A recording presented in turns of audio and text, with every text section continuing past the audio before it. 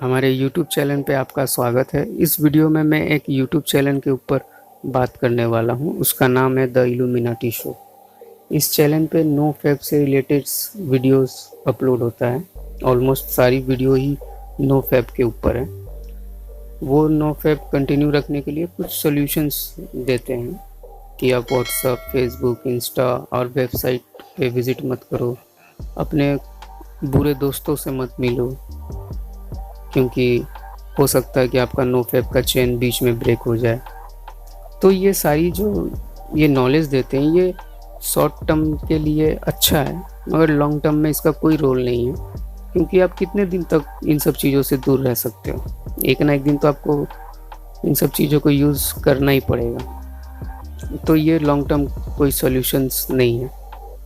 और सबसे बड़ी बात तो ये है कि सारी जो चीज़ें हमारे दिमाग में होता है, ठीक है, तो उसको दिमाग से निकालना ज़रूरी है, ना कि इन सब चीज़ों से दूर भागना। इन सब चीज़ों से दूर भागकर कुछ होने वाला तो है नहीं।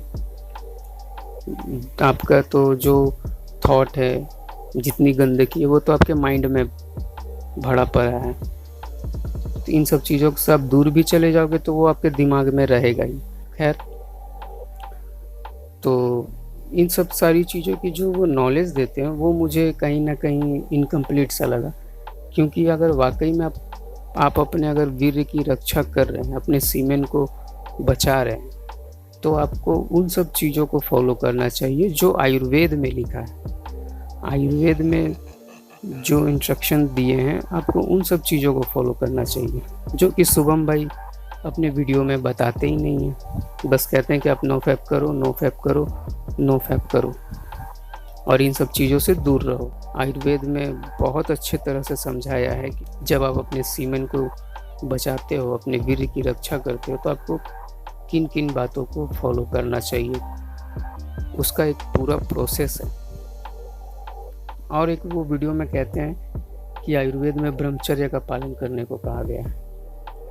तो ब्रह्मचर्य का पालन करने को कहा गया है। ब्रह्मचर्य का सेक्स के साथ क्या कनेक्शन है?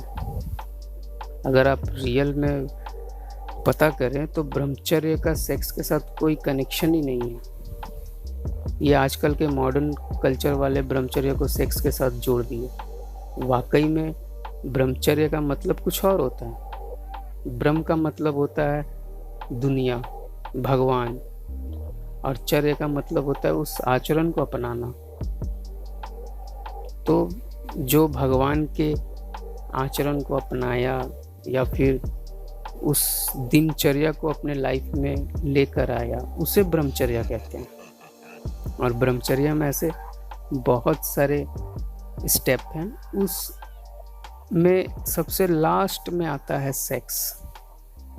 ब्रह्मचर्या के जितने रूल्स हैं, उस रूल्स के लास्टवें नंबर पर आता है सेक्स। ऐसा कहीं नहीं लिखा है कि अगर आप सेक्स करते हैं तो आप ब्रह्मचर्या नहीं है, या फिर अगर आप सेक्स नहीं करते हैं तो आप ब्रह्मचर्या है। हमारे किसी भी ग्रंथ में, किसी भी बुक में ऐसा नहीं लिखा हुआ है। और हम बात करते हैं कि अगर आप बिना किसी इंस्ट्रक्शन के नो फैब करते हैं तो आपकी बॉडी पे क्या असर पड़ेगा। आयुर्वेद में इसके ऊपर क्या कहा गया है, आयुर्वेद में क्या लिखा गया है। तो एक ऋषि थे, महर्षि भागवत जी।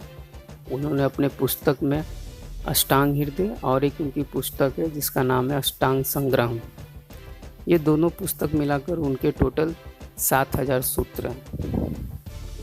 तो उन्होंने अपने पुस्तक में लिखा है कि वीर्य का वेग को रोकना सबसे खतरनाक है। अगर आप अपने वीर्य के वेग को रोक देते हैं तो ये आपके शरीर के लिए बहुत ही ज़्यादा खतरनाक है। वीर्य के वेग को कभी नहीं रोकना चाहिए। ये जिस बुक में लिखा हुआ है उसका नाम है अष्टांग हृदय, और ये 3500 वर्ष पुरानी किताब है।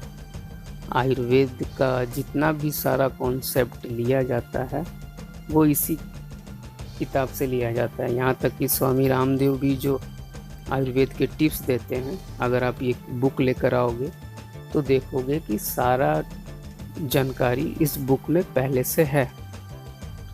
तो सारे आयुर्वेद के जो जितने भी टिप्स हैं वो इन्हीं के बुक से लिया जाता है।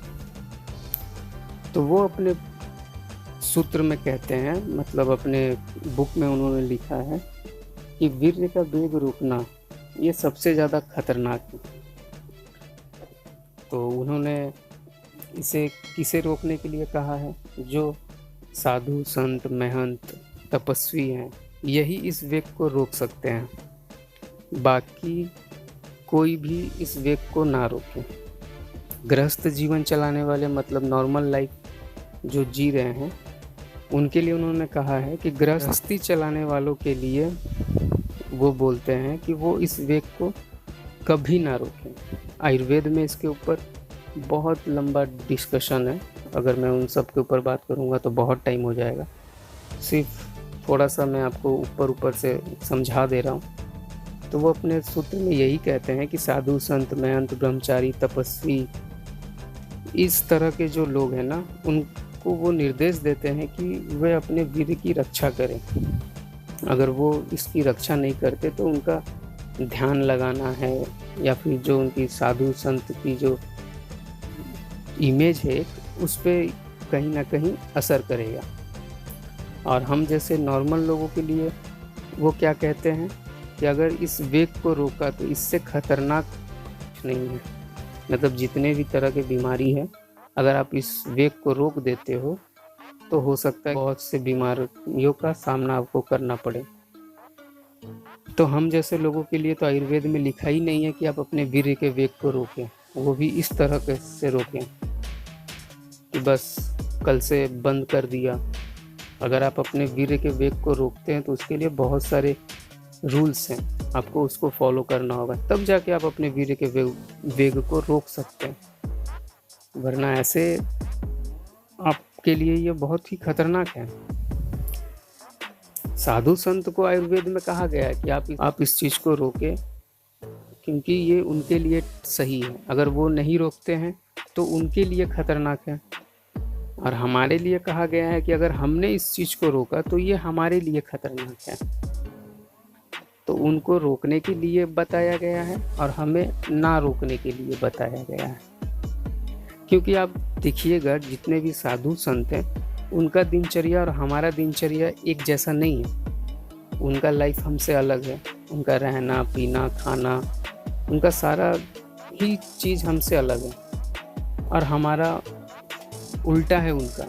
वो सादा खाना खाते हैं, मतलब सात्विक भोजन करते हैं, मसाला ज़्यादा ऑयली फूड ये सब कुछ उनमें नहीं रहता, सिर्फ सिंपल खाना रहता है। और हमारा चटपटा होता है, तेल होता है, बहुत सारे मसाला खाते हैं जिससे बॉडी हीट होता है।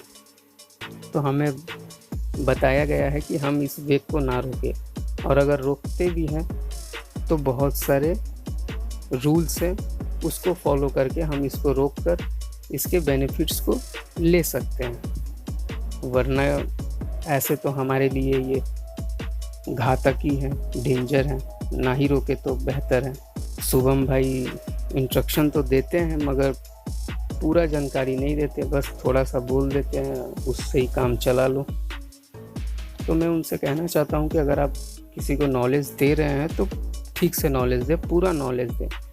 कहीं ऐसा ना हो कि लोगों को अच्छे की जगह बुरा होने लगे।